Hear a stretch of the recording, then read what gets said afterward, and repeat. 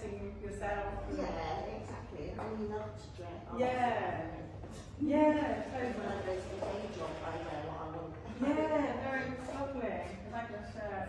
Yeah, it's really nice. No, I love it. Got a bit of colour. Yeah. Everyone at work either in grey or black or brown or nice to see. No. Yeah, exactly. Where do you work? I work in Fareham and it's nothing. I do Reiki in my outside of I love you can't read it.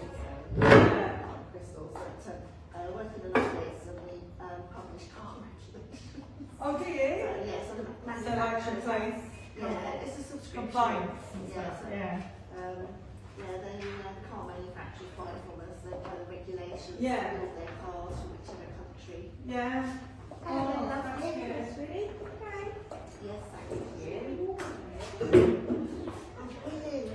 Yeah, they've got great games.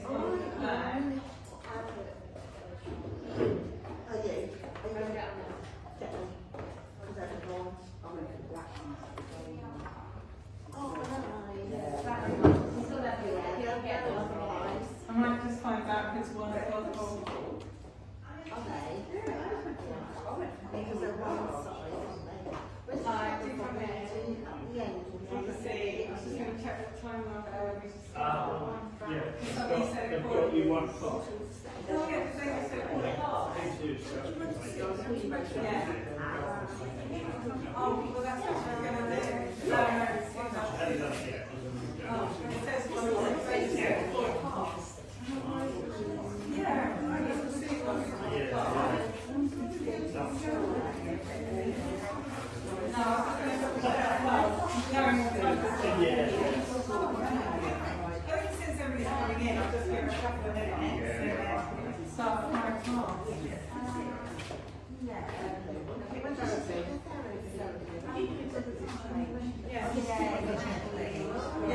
I was only asked last week to do it. It's a great hypnotherapy, so you actually get to experience hypnosis. I don't mind just talk about reframe your mind, so reality.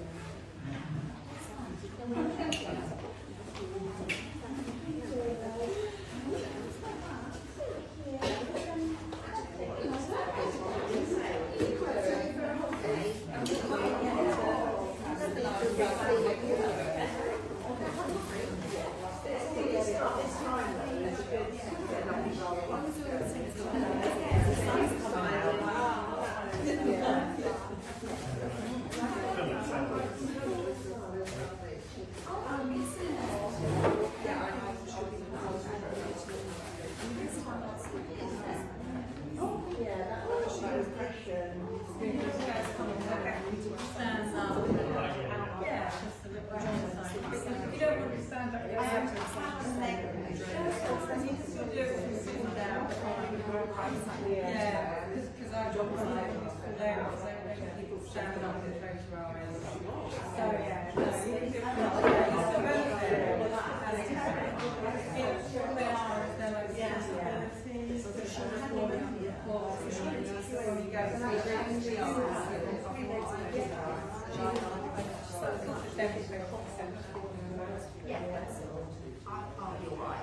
yeah, don't worry. It's fine, it's not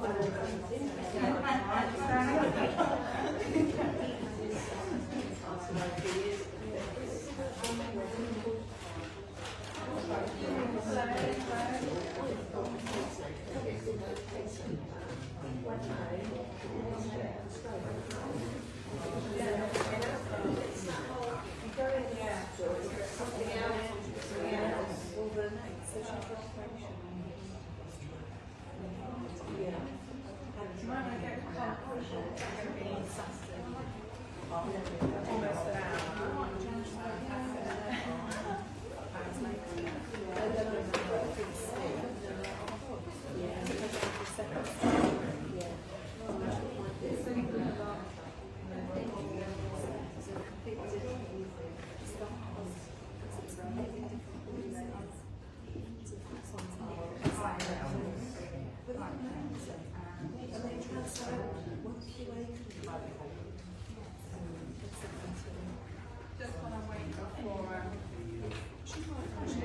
you go right round the details, I can send you an email.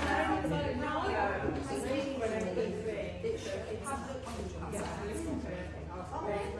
You've already given me a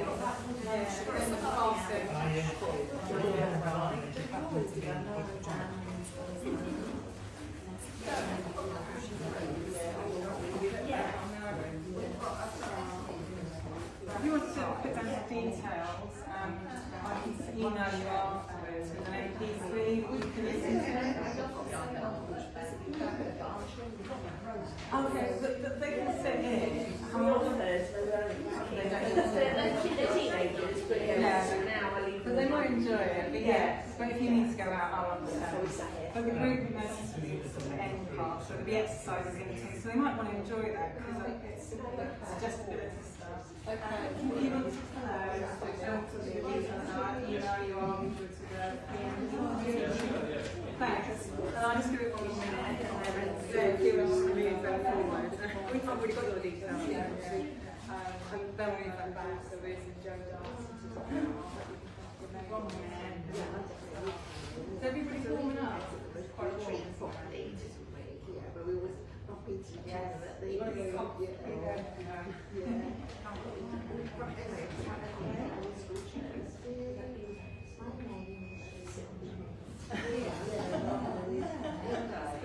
Is this where your personalities come out?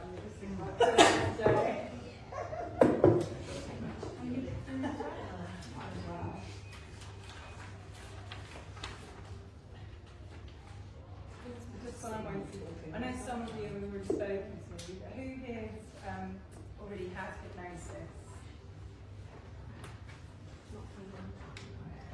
And have you done group hypnosis? Yeah, that's right. Oh, that's cool. That's cool. But nobody has done group hypnosis. So it can be slightly different for you, but it shouldn't be that much different from experience. It's just that you're sharing. I'll make a start, and I think everybody here. So welcome everybody. I'm Charlotte Phillips. I'm a clinical hypnotherapist, an NLP practitioner, that's neuro-linguistic programming practitioner. And I run a practice called What Is Your Story? Hypnotherapy.co.uk. Okay, I can read your body language. I also work at Lloyd's Banking Group, so I've been doing a lot of group hypnotherapy in corporations. So I've had over 1,500 Lloyd's employees attend my group hypnosis courses. So if you think about financial services, day jobs, quite risk averse, you know, all of that. And if you start bringing like risk averse things into your private life, it might not suit. Yeah, it's very good for the day job, but you know, you might start worrying about all the implications, like crossing the road, for example, and things like that. So with hypnotherapy, there's many things that you can, it can help. I don't like to, sorry, I thought you had your hands up. So with hypnotherapy, it's all about the change that you desire, rather than thinking about a problem that you have or an issue. It's like reframing that image. So I'm going to do a few exercises before I go into a lot more descriptions and that. So the first exercise, if you want to like to join in, you can do this sitting down. It's just with your fingers. Just hold them in front of your eyes and just look at your forefingers, and then move your forefingers, with still looking at them, round to your ears. And then just keep doing it, and eventually you should see your fingers by your ears. And this exercise is really good to do if you've been sat at computer for a while, like there's a laptop doing loads of work, or looking at a screen. It breaks your state, and you'll realise you have more options. It's widening your perception, so you'll see more options around you. So if you're stuck on a problem and you want to find out more solutions, and you're just looking, and you've been looking ahead a lot, by doing this exercise, it can really open up your options, open up your perception. And it's an exercise you can do anywhere. People aren't really doing. But it helps to just change your state and So most of you now, and eventually when you do it, you can actually see your fingers behind your head, which is kind of awkward, but fun as well. I'm glad you're enjoying that. But it's a good exercise, and when I do group events, whether online or face-to-face, it's especially good for online as well. And it's just remembering that you can always change your options by changing your state of mind. Another exercise, if those who are able to stand up, will let stand up. This is called magnetic palms. And if you've been on like to a magic show, you might experience something like this. I'm not going to be doing magic. This is called suggestibility test, and it just is about how suggestible you are to the words that I give, the suggestions I give. So if you hold out your arms like this, please, thank you. And then the space in between your left palm and your right palm, just focus on that space that you have in between your palms. And now close your eyes. That's wonderful. And now, still focusing on that space between your left and your right palm, just imagine there's a pull, a magnetic pull between your palms. You can really feel the left palm being pulled to the right, that real strong magnetic pull. Your right palm getting closer and closer to your left palm. That's it. And really feel that pull between your palms. The left being pulled to your right getting closer and closer to the left. Really feel that pull. That's wonderful. Now open your eyes and look at your hands, where they are. The space in between. And now look around you at where everybody else is at. Everybody's different. Everybody had the same suggestions, but each one of us have interpreted them in different ways. So we're all very different, very unique. And this is another one about perceptions, suggestions. And while I've got the pen up, I'll do one more. And this one is got a heavy bucket. Imagine you've got an iron bucket on the right arm. And on your left arm, with the palm up to the ceiling, you have some balloons on it, some helium balloons all tied to your wrist. Now close your eyes. That's it. That's wonderful. Just imagine this iron bucket on your right arm sitting heavier and heavier. It's full of sand, and more sand is being pulled into it. It's getting heavier and heavier. More sand is being pulled in. You can really feel gravity pulling your arm down to the ground. The right arm is getting heavier and heavier. Just feel that pull to the ground. With the iron bucket full of sand, getting heavier and heavier. Really heavy. That's it. Now with your left arm, just imagine you have lots and lots of helium balloons tied to your left arm. Your left palm, your arm is getting lighter and lighter, really floating. Just imagine how light and floaty it feels, floating higher and higher, as if it's going to reach the ceiling. Just allowing your left arm to float up higher and higher, really high now. That's it. That's amazing. And just open your eyes and see where your arms are and where everybody else's arms. And you might have felt that they might have moved more or less than where they are now, which is really bizarre, isn't it? And again, everybody's following the same suggestions. Thanks for that. Sit down now.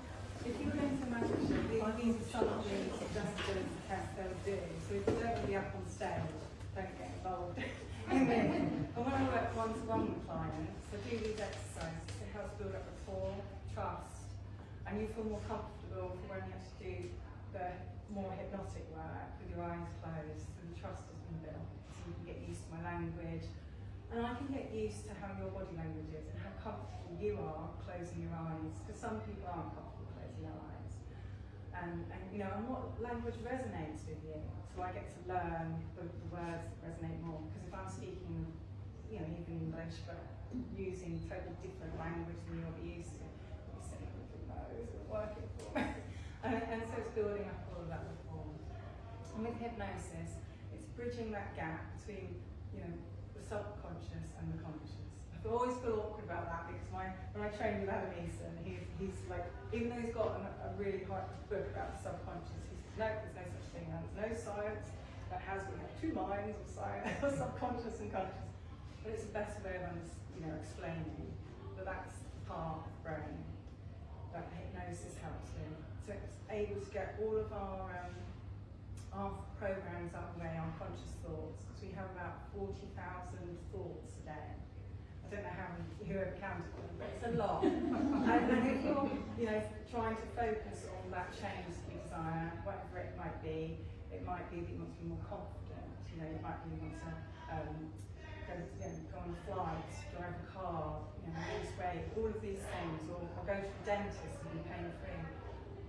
You'll have all these other thoughts that go in your mind of, oh, supposing this happens and that happens, and before you know it, you might cause more anxiety, more stress. Whereas with the hypnosis, it bypasses all of those thoughts, so you can just focus on that change. So if you think about when you're a baby, or you see a baby, sorry if you don't remember, they don't just go from being in the arms to walking. So they would focus on that one thing, like they might see their siblings or adults walking around, and then they just really, they struggle. They really put that focus on with moving, crawling, and eventually, they've got their hands and they're like trying to, and you could be talking to that toddler, but they're just focused on, I'm just moving, because they haven't got any other things interrupting that process. And then they just get on and do it. Now as adults, we've got so many things in our mind, so many things that we're practicing, we want to learn, and to try and focus on one thing gets a lot harder. So using things like meditation and hypnosis to help quiet your mind. So with meditation, it's more quiet your mind, you're connecting with your own self. With hypnosis, you can either do it yourself when you've prepared like a pattern of suggestions in your mind and affirmations, and you can focus that way, or you can work with a hypnotherapist so that they're facilitating the change to get you to where you want to be. And so you can really focus on where you want to be, what those steps are. So does anybody want to give me examples of things they'd like to overcome, change with hypnosis, so I can give you some case studies? Driving, and what was the other one? Not wake up 3 times a night. Okay, I can't start the minute. Just shut that door. Yes, thank you. So we're driving, and that is that driving per sound or driving confidently and not worrying about, like most ways? Yeah. Is that, yeah, it's really, really common in that one. And so it's thinking about, so with hypnosis, so somebody came to me about, I can drive, but I just get really anxious about driving on motorways. Well, it's at the moment it's everything. I lost my licence 2.5 years ago because I had a brain tumour, and I've just got it back. The licence, not the brain tumour. Yeah, that's really well done. Yeah. And so I've been driving for years, but with all that time out, I just need to. Yes, so it'd be confidence really, and revisiting. Yeah. So it'd be things like, what are you thinking now? What your fears, what your stresses. So you might want to write those down. So it'd be the things that are holding you back. So how valid are they? So it might be, I'm really worried about crashing. Have you ever crashed the car? No. That kind of thing. So if you haven't, then you'll be like, that's not a valid reason. So you're worrying about something that hasn't happened yet, and you're bringing that into your present tense, and you really want to focus on your present tense. So it's one thing you can do. And then it's like looking at your values. What do you feel about driving? What's the benefits of you driving? You could be your freedom, you feel more independent, you might get a better job, you can drive to the airport, go on holiday when you want, all of these things. And you want to embed that in. And then the journey you've got to take. So it would be like going out with say your husband if he drives, and so you've got somebody in the car to make you feel comfortable, but playing in your mind the journey. So you've got loads of things available online now, so you could look up the journey. You can most probably do it in so it's like a film, in that version, and so you can watch where you're going. Where to turn, how many roundabouts there are. I mean, AA lists it all, so it'd be like replaying all of that. And then with the hypnosis part, I would walk you through that. So imagine you're going to your safe destination. So I would have done that homework, and I would talk you through each journey, knowing how confident you are, how many years experience of driving you had previously, and that everybody on the road is really happy. It's the best scenario ever, but there's no road rage, which I know it isn't. Yeah. But it's all those benefits, and you know that you're safe. It's your car. You know that everything's safe about it. You've got your favourite music on. All of these things that you really embed that best experience. And so in hypnosis, you're rehearsing. Yeah. You're rehearsing that journey. And if you find that you're getting uncomfortable or anything, it's what's that uncomfortable feeling about? So then it's like, what is there stress? Is there something else that's happened? So it could be to do with what you've gone through. And that might be another change to work on. Do you see what I mean? Because I never thought about our daughter died 3 years ago, and we both got stage 4 cancer, so we want to get out and about. I've just got my rules back, but because she died so easily in a freak situation, I keep thinking, I could be driving along, and then suddenly, and it's not founded really, is it? Like you said. No, but then I would say that there's the driving part and there's the grief, and so there's Separate. Yeah, and most people when they come to me, and not just me, other hypnotherapists and other therapists will find this as well, is that you'll have one thing you want to change, you want to focus on, but there's usually other things that are present, come in and sit down, that happen, and we don't realise it. So it could be that, there's one that's quite common for people that want to, might have an eating disorder around that, is that they might have forgotten that one of their parents, especially the mother, might be in hospital for a period of time. And if you're a young child, you've got that abandonment, and it could only be a day or two, but it's enough for a child to hold on and then have eating disorder, because that's the only way they can express, I don't know what's going on. And it might not manifest till years later, that abandonment. So there's loads of things that people could come to you about, so I want to lose weight, but actually it could be grief that's in there, loads of other things. So that hopefully will help. But and it's practice as well, because it's getting your mind in that calm space. So that the stories that aren't working for you, you're rewriting and playing the ones that do work for you. Thank you. And so with the sleep, it could be what you put into your body. So I'm actually running a sleep research at the moment, and it's free for anybody who wants to join. It's like 3 weeks, but you can start the 3 weeks whenever you want. And so 80% of what we put in our body goes to our mind. So if you're, and I'm not saying you are or anybody is, but a lot of us don't realise that the food that we get from the supermarket has lots of preservatives in it, lots of sugar, so that means if we get spikes from sugar, it's not really good for us. And then our dopamine's being kind of not naturally not naturally being triggered, and so then if you're not having a good night's sleep, your serotonin is not being triggered, so it means your cortisol will go up, and there needs to be a balance between your cortisol and your serotonin. So it's about having more fresh air, thinking about the food you're having. So if you're waking up in the night, are you eating a lot of citrus? You could be having orange juice, something like that. Citrus is known to irritate the bladder, so you start just keeping a food diary and thinking, I won't have that for about a week because it will take a while to go through your body. Is it some teas or coffees that you're having? Those kind of things. And just noting all hello. No, because I've had this as well, but I've made some changes. Yeah. So now I have green tea before bed, and I put cloves in it as well. Really good. Magnesium supplement, and I use lavender spray, and it's helped. It is just doing these changes. So I created which you won't be able to see from there, but I can pass it around, which is on my website as well. It's like a tube map, and it's all of these things. You don't have to change all of them. It's just like, Not having coffee or... Absolutely, like caffeine is in a lot of foods as well, it's not just in coffee. And it's really reading the ingredients. So it's about what you put in our body, and then making sure you're doing the exercise. Please do that. Making sure you're doing the exercise. So I'll pass that on.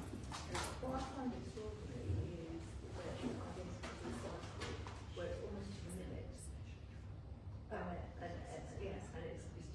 2 or 3 times. So you're running a program? Yeah, and so that's what I'm thinking. It's all, I mean, I take on board they're all valid. We won't know until you, yeah. But I just think it's all what's going on in my head because it's like, oh yeah, second guess, oh we're awake for the first time now, yeah, 2:35. So when you go to sleep, do you have it in your mind, I will be awake at 2:35? No, I'm not trying to make that suggest. No. Because you're saying it's always the same time. But So then it might change. It might change, and then we go through a phase of me going my own. That it's a slightly different time, but it's just yeah, well, there's a few things I do. There's the stuff that's on that tube map, like scrolling on your phone, you know, at night time and in the morning. It's disrupting your thoughts. So especially before bedtime, it can trigger anxiety and stress. The lights and everything. And also, you're not being proactive on the information you're receiving. How often do you pick up your phone and go, I'm going to do one thing on it? You know, you might be paying a bill, or you're just going to check, or just message somebody. And then before you know it, you haven't done what you're doing because you've seen the notifications, or you've somehow pressed Facebook, and then before you know it, you're scrolling on a different subject, and then you're being reactive to what you're seeing. And it can upset you because you didn't choose to look at that. It's a bit like watching, flicking through the channels, and then all of a sudden you see a horror movie.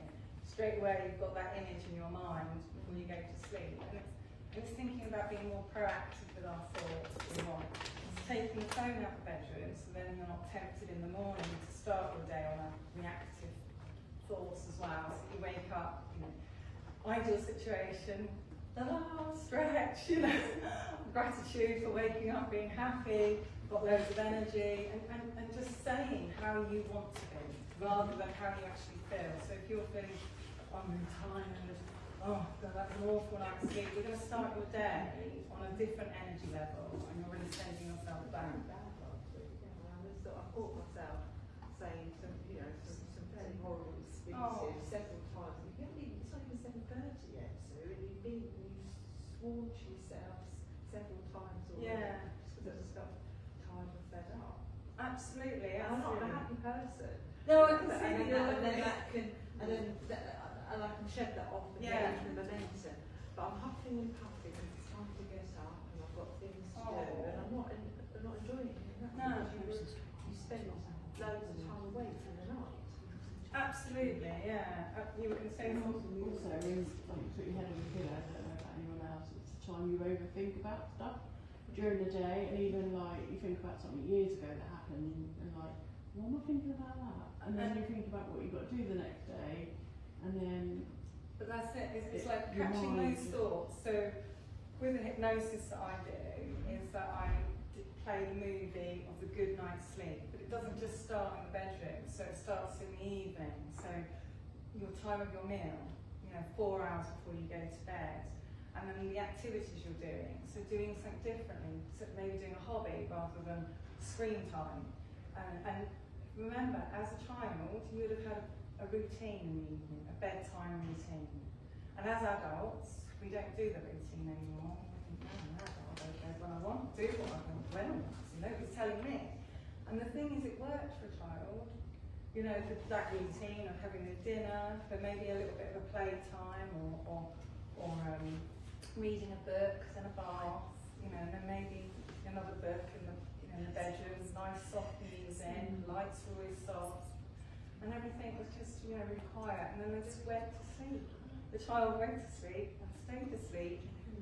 Well, most children, all night, and they had a good night's sleep, and they didn't wake up to go to the toilet, and we all have experienced a good night's sleep in the past, where we didn't wake up in the night, and that's what I tap into with hypnosis, is to get you to recall that feeling, so whether it's the child one, or whether it's one you can recall as an adult, and you have that feeling of a good night's sleep.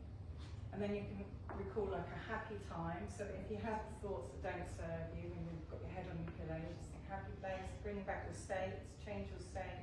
Might be that you smile, because as soon as you smile, you're telling your brain that you're happy. Your brain doesn't really know that you're not happy, and there's lots of science on this with the research. If you looked up on PubMed or Google Scholar, you could find all the research on this. But if somebody's depressed, they've made them smile. They've practiced like 20 seconds smiling, different points of the day, and it's lifted them because the brain doesn't realise. So it's triggering that dopamine and serotonin, and all of these good feel factors that can help. And so in the hypnosis that I have, it's about 20 minutes on my website. So if you did want to join up, then the email I'll send out, so if you put your name down, I'll put the details there and you can just fill it in and do it. And then it's just practicing those thoughts. So, but it's having that routine in place, knowing what you put into your body, and then controlling your thoughts. It might be writing